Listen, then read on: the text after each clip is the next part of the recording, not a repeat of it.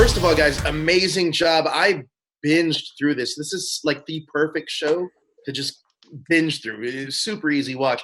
But Chris, you're known for choosing projects that are gripping with great content. What was it about the second season that piqued your curiosity in Homecoming season 2? The first season.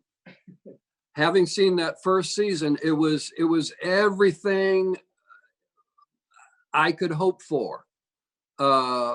I loved the psychological thriller aspect. The scripts were really wonderful.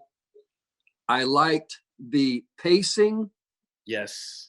What really caught me was, and I will say this time and time again, it allowed for the actors within the scene work. It really allowed the actors to breathe.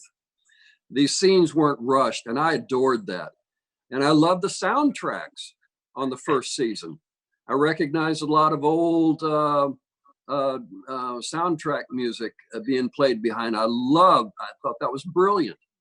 And then to come along and find that in the second season, they were looking for the Geist character, and having read the scripts, I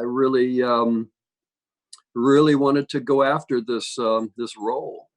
It's amazing. Did an amazing job. Now, Hong, you're one of the rare returning characters from the first season. Can you talk to me about the shift in tone from that season to this one? I knew before signing up for the first season that Audrey Temple was going to come back in a major way in the second season. They just weren't sure what that storyline would be exactly, but they told me that they wanted the character to start off seeming pretty insignificant. So we really only saw her as this lowly assistant working at the front reception desk. And it wasn't until that final scene at the end of season 1 where she just makes this really extraordinary power move over her supervisor, Colin Belfast, who's played by Bobby Cannavale. In season 2, we find out how she came to be in that position to do that to Colin Belfast. We also learn that she's not entirely comfortable with what she did, and that was really interesting for me to find out, because I assumed that we were just going to see Audrey go on this trajectory of just chopping people's heads off, and that would have been really fun too, but I think that this was a much more interesting direction to take the character. Now, I don't know if this is true or not, but is the second season not based on the podcast? Is it like its own thing?